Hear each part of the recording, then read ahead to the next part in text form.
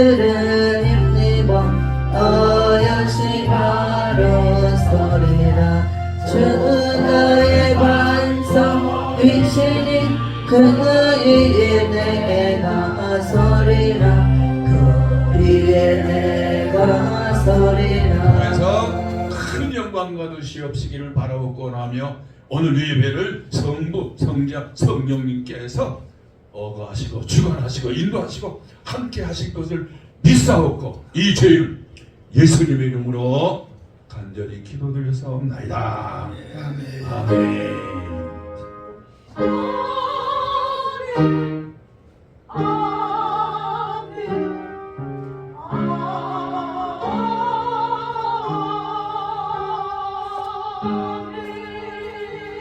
마음 들여 시간 들여 정성 들여 싸우니 성령님 친히 우리와 함께 계시고 우리에게 한없는 은혜를 주셔서 말씀 받고 새로워지고 말씀 받고 기쁨을 얻는 귀한 시간 되게 하여 주시옵소서. 예수님의 이름으로 감사하며 기도하옵나이다. 아멘. 우리 오늘 날씨가 매우 추운 것 같아요. 그런데도 주의 몸된 성전을 찾을 수 있도록 힘을 주신 여러분에게 감사를 드리고 또 하나님은 기뻐하실 것으로 믿습니다. 제가 기도에 잠깐 언급을 했습니다마는 12월 첫 주는 대림절 또 대강절 이렇게 얘기를 합니다. 우리가 잘 아는 대로 대강절 내려온다 하는 뜻을 지니고 있죠. 그래서 우리는 이 대림절이라고 하고 성탄절을 준비하는 마음이라고 해서 예수 그리스도의 강림을 기다리는 절기다. 그리고 우리가 이 말을 만든 분이 누구냐면 초대 교황 그레고리 1세라고 하는 그분이 590년경에 이 말을 해서 이 기간은 육신을 입고 이 땅에 찾아오신 예수 그리스도를 영접하고 영접한 자는 예수 그리스도의 이름을 전하고 다시 오실 예수 그리스도를 맞이할 준비를 한 것이 바로 대림절이다. 지금 이렇게들 다 기억하고 우리가 좀 역사적인 모든 것을 기억하면서 우리가 지금 초림주의 주님은 우리가 이미 육체적으로 만나뵐 수가 있었으니까 다시 오실 주님을 맞이할 수 있는 그런 자격을 가져야 될 줄로 믿습니다. 오늘 이 본문에 보면은 질그릇에 관한 얘기를 하고 있습니다. 질그릇은 우리가 잘 안 대로 헤어지기 쉬운 그릇이죠. 근데 바울은 보배와 같이 엄청난 가치를 지닌 복음을 깨지기 쉽고 보잘것없는 질그릇 같은 인간이 갖게 되었다고 이렇게 말씀을 하고 있습니다. 능력이 심히 큰 것은 이라고 말하는 것은 인간을 구원하는 복음의 능력을 말씀을 하고 있었고 하나님께 있다고 하는 것은 복음의 능력이 근원에 대한 설명을 하시면서 바울은 자신이 복음을 전하고는 있지만 그 모든 것을 가능케 하신 이는 하나님이시다. 이렇게 고백을 하고 있습니다. 질그릇 같은 인간이 복음, 곧 보배를 소유하고 있다라고 하는 말이에요. 그렇습니다. 인간은 질그릇에 비유한 것은 인간이 소유하고 있는 보배, 곧 복음의 무한한 영광과 귀중함이 인간 속에 있는 보배가 얼마나 귀한가 이것을 나타내고 있습니다. 실로 성도들이 귀한 존재, 성도들이 귀한 이유는 복음이라고 하는 값진 보배를 소유하고 있기 때문에 그렇게 말씀을 하고 있습니다.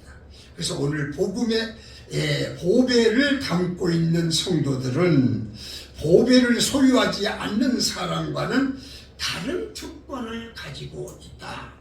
제가 이 성도들에 관한 얘기를 목사님들에게 앞에 했더니 하는 말이, 우리는 목사님 왜 성도라고 하느냐, 그렇게 말하는 분이 있어요. 성도를 거치지 않고 목회자가 어떻게 됩니까? 우리가 늘 학교에서 얘기했듯이 성도는 바로 앞으로의 큰 일을 행할 수 있는 자이기 때문에 성도로서 해야 될 것은 값진 복음이 내 안에 들어있기 때문에 그렇다 하는 것을 말씀을 드리면서, 이런 말이 있습니다. 고대 그리스 철학자 탈레스라고 하는 사람이 천체를 연구하는, 그런 깊이 연구하는 과정에 어느 날 밤 깊게 아주 밝고 빛나는 그런 하늘을 바라보면서 별들을 바라보다가 그냥 앞에 있는 구덩이를 보지 못하고 그쪽으로 빠져버렸어요. 그러니까 지나가는 사람이 깜짝 놀라서 왜 온 사람이 빠져 있는가 싶어서 그분을 맞으면은 들어가서 이렇게 보두마 다 안에서 이제 밖으로 내놓고 보니까 학자예요. 근데 학자한테 하는 말이 참 우리에게 연약한 것이 인간이지 않느냐, 그렇게 생각이 들어요. 당신은 유명한 학자이지만 한 발 앞에의 일도 보지를 못하느냐, 이렇게 천상의 일을 보는 사람이 앞에 하나를 보지 못하는 것이 어떻게 학자라고 말할 수가 있느냐. 이렇게 위대한 사람이라고 할지라도 눈앞의 상황은 분별하지 못할 만큼 우리 인간은 연약하다라고 얘기를 하고 있습니다. 바울은 질불과 같이 연약한 우리에게 보배를 가진 성도에 대한 그 일을 구체적으로 얘기를 하고 있어요. 오늘 8절에 있죠. 첫 번째 보면 복음의 특권은 뭐냐? 사방으로 우겨쌈을 당하여도 쌓이지 아니한다.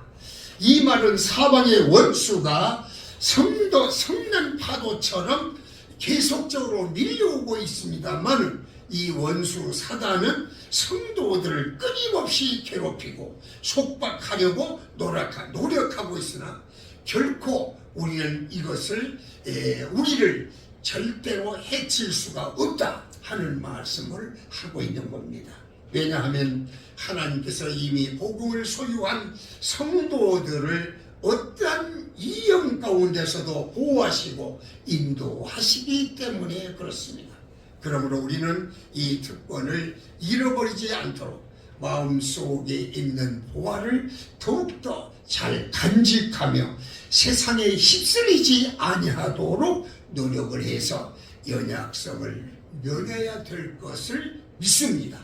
우리가 욥기서 4장 19절의 말씀을 보면 티끌로 털을 삼고 하루살이에게도 눌려 죽을 것이라고 하는 인간의 연약함을 얘기를 했습니다. 여기에서 하루살이라고 하는 것은 우리가 쭉 그걸 성경을 연구해 보면은 벌레는 바로 이 아라비아에 있는 곤충을 얘기를 하는데, 이 곤충은 바로 알을 물에다 깐다고 합니다. 물에다 자 이렇게 하고 나서 그 사람이 알지 못한 순간에 그 물을 마시면은 결과적으로 작은 벌레로 인해서 그리고 세균으로 인해서 결과적으로 죽을 수밖에 없는 연약한 자가 바로 사람이다.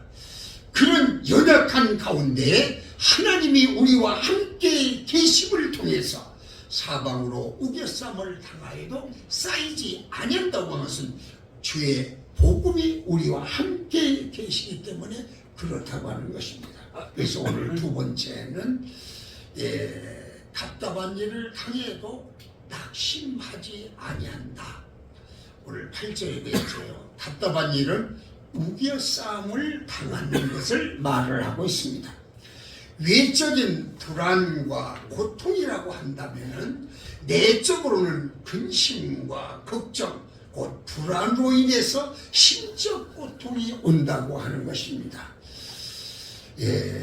제가 목회하는 중에 그도 한국 사회에서는 크다고 하는 목사님이 있었는데 그분이 이제 목회를 그만두고 교회를 찾다가 저를 만나서 같이 저희 교회에서 때로는 설교도 하시고 그 다음에 또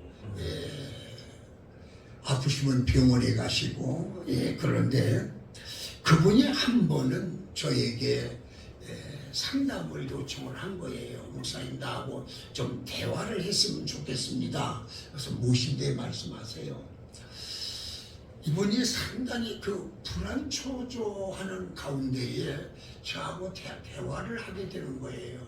뭐라고 하냐면은 내가 당뇨가 심해서 발가락을 2개를 잘랐습니다. 발가락을 2개를 잘랐는데 내가 이 세상에 올 때는 건전한 육체를 가지고 이 지체를 다 가지고 왔는데 발가락을 2개를 자르고 보니까 삶에 대한 힘이 없어요.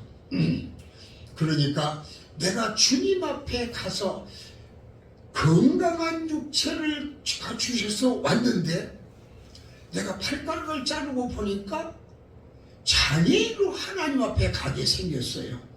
그러니까 이분이 굉장히 고심에 빠진 거예요. 내가 이 죄수로서 어떻게 주님 앞에 갈 수가 있을까요? 라고 얘기를 하더라고요. 그래서 제가 즉각적으로 느꼈죠. 이 목사님이 영적으로 가열되는 힘차게 설교도 하셨는데 육체의 한 부분이 없어지고 보니까 굉장히 약하셨구나. 그리고 제가 얘기를 한 거예요. 뭐냐면 목사님 걱정하실 거 하나도 없어요. 이 악한 세대에 살면서 이 세상에 병이라고 하는 것을 통해서 육체의 한 부분도 맞아면 절개할 수도 있고 자를 수도 있습니다. 그러나 주님 앞에 가서는 주님께서 우리와 함께 계시기 때문에 불구의 몸이 다 정상화되어서 주님과 대화할 수가 있으니 안심하시고 기도 생활 열심히 합시다. 주님은 분명히 내가 누구를 구하러 왔냐면은 죄인을 구하러 왔지 의인을 구하러 오신 분이 아닙니다. 그리고 이 땅에 오셔서 우리에게 귀한 말씀을 주셨는데 수고하고 무거운 짐진 자들아 다 내게로 오라. 내가 너희를 쉬게 한다. 이것은 이 세상에 있을 때 어려움이 있기 때문에 주님의 앞으로 가면은 주님께서 위로의 말씀을 주신다. 그 이분이 근심적인 그 얼굴로 오셨는데 제 말을 듣고 굉장히 얼굴이 밝아지면서 좋아지시더라고요. 우리가 흔히 알기는 하나님께서 우리에게 말하자면 지체를 온전한 지체를 주셔서 주의 종으로 삼았지만 이 세상에 험악한 세상을 살다 보니까 우리가 때로는 내부 것도 외부 것도 잘라낼 때도 많은 거예요. 그러나 주님 앞에 갈 때는 주님이 우리와 함께 계셔서 우리에게 좋은 결과를 가져오고 온전한 육체로 주님을 만나게 되어 있다 하는 것을 우리에게 말씀하고 있습니다. 그렇기 때문에 오늘 우리는 내가 이 세상에 어떤 일이 있었다 하더라도 우리는 거기에 굴하지 아니하고 주님과 나와 영적인 교제가 이루어지고 주님 앞에 갈 때는 온전한 육체로 갈 수 있다고 하는 사실을 분명히 알고 우리가 이 세상에 핍박을 받거나 이 핍박으로 인해서 어려움을 당해도 큰 힘을 얻고 항상 주님께로 가까이 나아가는 저와 여러분이 되어주시기를 주님의 이름으로 축원합니다. 세 번째입니다. 버림받으나 망하지 아니한다. 하나님의 보호를 받는 성도라 할지라도 이 세상에서는 여러 가지 어려운 시험이 굉장히 많습니다. 성도는 버림을 받거나 망하지 아니한다고 하는 특권을 가지고 있다고 하는 것입니다. 오늘 본문은 복음을 마음에 간직한 자, 외부의 압박으로 인해서 실패하는 일이 없다고 볼 수가 없어요. 그러나 우리에게 핍박이 있다고 하더라도 능히 이길 수 있는 힘은 내 안에 보화가 있기 때문에 그렇습니다. 예수 그리스도의 보혈이 내 마음속을 지배하고 있고 같이 하고 있고 행동하고 있기 때문에 아무리 내가 거꾸의 틈을 당한다 하더라도 우리가 걱정할 것이 없고 버림받지 아니한다 하는 말씀을 하고 있습니다. 성도는 결코 영원히 망하지 아니한다고 하는 존재입니다. 그렇습니다. 보배신 그리스도를 마음에 담고 있는 한 우리는 깨어지기 신 질그릇에 불과하더라도 우리는 결단코 영원히 버림받지 아니한다 하는 말씀을 우리에게 하고 있습니다. 제가 쭉 3개월을 준비하다 보니까 참 좋은 말이 있더라고요. 탈무드를 보니까 유대인들이 자녀들에게 자주 들려주는 그 이야기가 있더라고요. 우리 몸속에는 아주 고약한 벌레가 살고 있다. 그런데 이 벌레가 자리를 잡고 살기 시작을 하면은 꿈과 목표가 서서히 사라진다. 이런 귀한 말씀이 있더라고요. 근데 글 쭉 읽어보니까요. 첫 번째 벌레의 이름은 게으름이라고 하는 이름을 붙였어요. 게으름이라고 하는 것은 다른 것으로 고쳐지지를 못한다고 하는 말이죠. 기생충은 약으로 잡을 수가 있지만은 게으름이라고 하는 이 벌레만큼은 약으로 잡지 못하는 무시무시한 벌레이다고 거기서는 강조를 하고 있습니다. 그리고 정신과 영혼을 사각사각 조금씩 갉아먹고 우리를 괴롭히는 것이 게으름이다. 제가 이 게으름을 가지고 여러 가지 한번 생각을 해볼 때가 있어요. 새벽 예배 나가려면 잘 이불을 박차야 되는데 이불을 찾지 못해서 새벽 예배에 빠졌다든가 아니면 주일 예배를 그랬다든가 아니면 구역 예배를 그랬다든가 이런 여러 가지를 생각을 하면서 그 말이 맞다라고 생각을 했습니다. 두 번째 벌레 이름이 대충이라고 하는 벌레입니다. 실패를 거듭하는 사람에게는 이 벌레가 살고 있다고 하는 것입니다. 나태한 사람에게 포기하기 쉽게 일어나가는 사람에게 성공하지 못하는 사람에게 대충이라고 하는 계획은 우리를 상당히 괴롭히고 있다 하는 것입니다. 대충 살다가 실패하는 사람, 대충 살다가 이 대충이 몸에 배이게 되면은 무슨 일을 맡겨도 평생에 대충 하다가 끝나버립니다. 연거푸서 다시 한번 연구하는 과정에 미국의 유명한 예일 대학교에서 연구한 결과를 얘기를 합니다. 입학할 때에 학생의 목표를 구체적으로 작성을 해서 6개월 동안 그 목표를 향해서 실천하도록 이 교수가 신입생들에게 이 얘기를 했어요. 그래서 6개월 동안 자기가 목표 삼고 있는 그 목표를 얼마나 실천하고 있는가를 점검을 했더니 97%는 대충 넘어갔고 그 다음에 반드시 3%만 자기의 계획대로 목표를 향하여 잘 실천하고 있더라고 하는 것을 볼 수가 있었습니다. 그래서 이 교수는 이것을 끊임없이 연구를 하면서 조사를 했는데 25년 후에 이들이 소유한 재산을 전부 확인을 했더니 97%의 학생들의 재산을 합친 것보다 3%의 학생들이 돈 벌어서 놓은 그 재산을 합한 수보다도 97% 학생이 재산적으로 적더라고 하는 것을 말하고 있습니다. 1년을 달려온 여러분, 우리가 이 세상을 살면서 대충 살게 되면은 우리의 목적에도 상당히 어려움이 있고 목표에 달성하기도 힘들다고 하는 것을 말씀하고 있습니다. 이 구체적이고 구체적인 목표, 그리고 구체적인 계획, 구체적인 행동, 이것을 꾸준히 실천해 나가지 않고는 우리가 하나님께로 갈 때에 주님으로부터의 어떤 책망을 받을 것인가도 분명히 우리는 기억을 해야 될 줄로 압니다. 성공의 비결이 사명감도 신앙생활도 이와 같다고 하는 것을 얘기를 합니다. 잠언서 18장 9절에도 자기의 일을 게을리하는 자는 폐가하는 자의 형제라고 이런 말을 했습니다. 저는 말씀의 결론을 드리기 전에 한 가지 더 보충을 하고 싶은 얘기가 있습니다. 벌레를 연구하는 학자가 꿀벌에 대해서 연구를 했습니다. 그런데 꿀벌에 대해서 연구를 하다 보니까 일벌들이 잘 꿀을 물어던 일벌들이 일을 아주 잘하고 있는 것을 볼 수가 있는 거예요.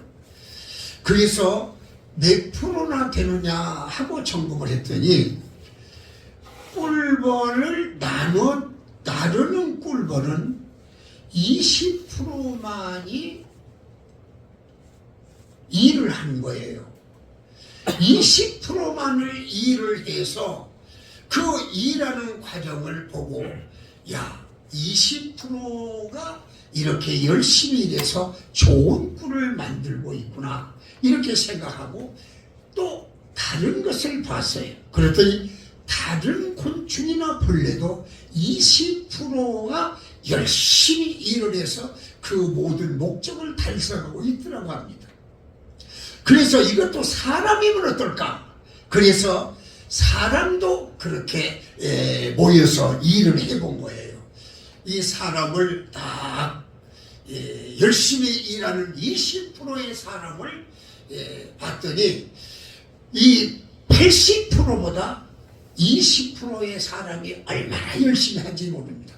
자기의 목적과 목표를 달성하기 위해서는 20%가 열심히 일을 했다고 하는 거예요. 그래서 20%를 떼다가 또 일을 시켜봤더니 역시 그 20%도 20%만 일을 하고 결과적으로 80%는 일을 안 하더라고 하는 거예요.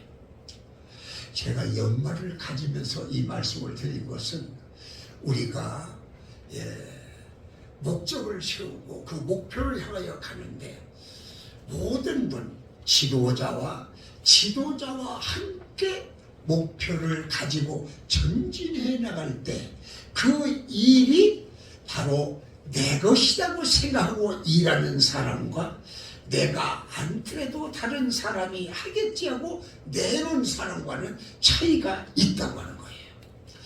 우리는 20%의 사람으로서 열심히 일하는 사람으로서 하나님께로 향하여 나가는 귀한 역사가 우리에게 임할 때 내가 하나님께 가서 하나님으로부터 어떤 칭찬을 들을 수가 있는가 생각을 하기를 바라면서 우리는 어디를 가나 100%가 다 이런 것이 아니고 100% 중에 80은 그냥 왔다 갔다 하고 20%만 열심히 일한다고 하는 사실이에요.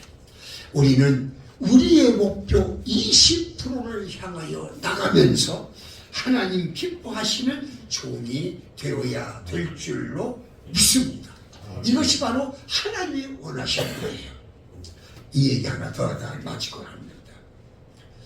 독일의 신학자 지크라고 하는 사람이 있었습니다. 이 사람은 현대인을 가르쳐서 이렇게 표현을 하고 있습니다. 어느 청년이 먹을 것, 입을 것, 그 다음에 마실 것을 이 배낭에다가 다 짊어지고 사막길을 건너기 위해서 이제 걸어가려고 다 준비를 했습니다.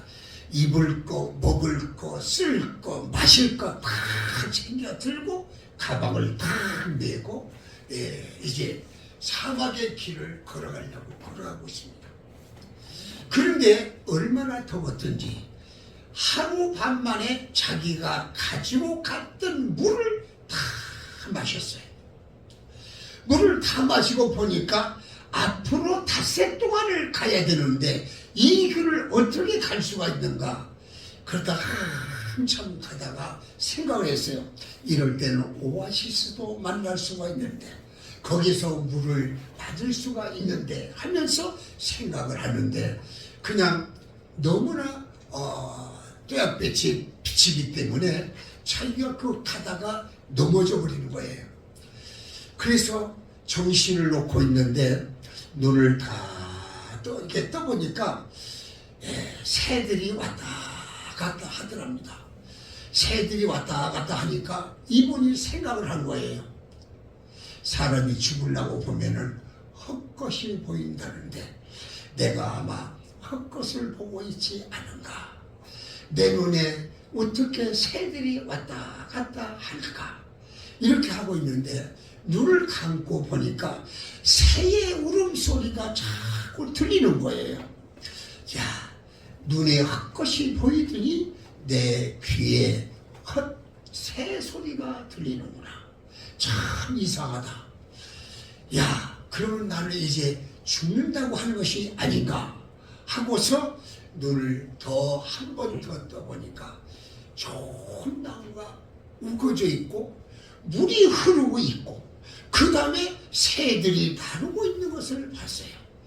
이 사람이 뭐라고 했냐면 나는 이제 완전히 천국을 가나 보다. 왜? 저렇게 보이지 아니한 것이 내가 볼 수가 있었다고 한 것은 대단한 것이다. 그리고 눈을 감았어요.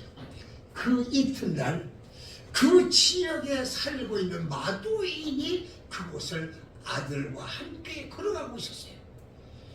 이 아들이 묻습니다. 아버지, 왜 이렇게 물도 많고 우거진 숲도 많은데 왜 저 사람은 입이 바짝 말라 죽었을까요? 아버지가 답변을 합니다. 저 사람은 현대인이란다. 이 얘기를 제하자면 현대인들은 아집과 고집 때문에 남의 말을 듣지 아니하고 자기 눈에 보이더라도 보임이 확실히 오지 않고는 그것을 인정하라고 하지를 않는다고 하는 거예요. 자기가 조금만 정신 차리고 기어갔더라면 물도 마음대로 먹고 거기서 충분히 쉬었다가 새로운 기력을 얻고 기력을 얻어서 새 힘을 얻을 수가 있었을 텐데 자기의 고집대로 자기가 알고 있는 대로 생활하다 보니까 결과적으로 오아시스 앞에서 바짝 말라 죽을 수밖에 없었다고 하는 것입니다. 현대인을 왜 이렇게 비난을 했느냐? 요즘에 배운 것이 많습니다. 그래서 말을 듣지를 않고 자기 고집대로 살려고 합니다. 누가 이것이 좋다고 얘기를 합니다. 내가 시험을 해보지 않았기 때문에 나는 좋은지를 모른다고 얘기를 합니다. 말을 많이 합니다. 거기에서 얻어갈 것이 하나도 없고 우리의 삶에 좋은 양식이 될 만한 것이 하나도 없습니다. 그런데 자기의 고집과 아집대로 생활을 합니다. 그러다가 이 세상을 따라가면 어디를 가겠어요? 갈 때는 뻔한 것입니다. 우리는 내 자신이 깨어지기 쉬운 질그릇과 같은 이 몸에 하나님의 보화가 내 마음속에 계시기 때문에 이 보화를 잘 간직하고 나를 버리고 주께로 가까이 나간다고 한다면 주님이 우리를 인도해 주실 줄로 믿습니다. 그래서 오늘 그리스도와 함께 십자가에 못 박았다고 그럽니다. 이제 내가 산 것이 아니요 내 안에 주님만이 사신다고 말씀을 하고 있습니다. 다시 오실 주님을 맞이할 수 있는 자격은 누구냐? 예수 그리스도가 내 안에 계셔야 돼요. 십자가를 짊어져야 돼요. 그 십자가를 짊어지지 않고는 우리가 갈 수가 없어요. 그 십자가는 여러 모양으로 우리한테 오고 있습니다. 오늘도 우리는 더욱더 12월을 맞이하면서 우리는 인사 방법이 다릅니다. 메리 크리스마스, 오실 주님, 인사가 바뀌어야 됩니다. 12월 한 달 동안 바뀌어야 됩니다. 11월 달은 감사로 이어지지만 12월부터는 다시 오신 예수님, 예수님의 이름으로 예수님의 그 거룩한 뜻대로 생활할 수 있는 그것이 바로 우리의 살 길이요 우리의 갈 길을 정해주신 거예요. 그래서 주님께서는 십자가를 지지 않고 나를 쫓는 자는 나와 아무런 관계가 없다고 말하는 것이 없습니다. 이 시간에 우리는 더욱더 주의 십자가를 짊어지고 나가면서 12월 한 달을 성탄, 아까 우리의 첫 번째가 말씀을 드린 대로 육으로 오신 주님을 우리가 맞이해서 그 다음에 증거를 하고 다시 오실 주님을 맞을 준비를 한다고 하는 것은 우리에게 큰 힘을 주는 말씀입니다. 오늘도 힘을 다하여 주를 섬기며 한 주 동안 주를 위해 힘쓰며 주님께로도 가까이 나가는 귀한 역사가 일어나는 저와 여러분이 되어져서 질그릇이지만은 보화가 내 안에 있다고 하는 사실을 분명히 아시고 그 보화를 잘 관리하고 간직해 나가는 저와 여러분이 되어주시기를 주님의 이름으로 축원합니다. 아멘. 기도하겠습니다. 성령님 감사합니다. 우리에게 목표를 정해주셨습니다. 너는 아무것도 염려하지 말고 주 예수 그리스도만 믿고 따르라고 말씀하셨고 우리에게 걱정하지 말라고 말씀했습니다. 걱정하지 않습니다. 한 해가 너무 빨리 가고 벌써 달력도 한 장밖에 남지를 아니었습니다.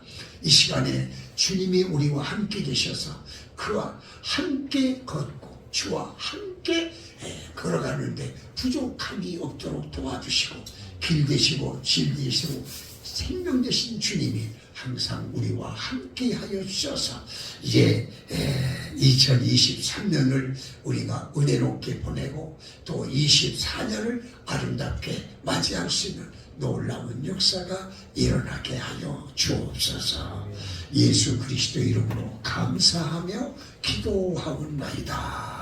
아멘.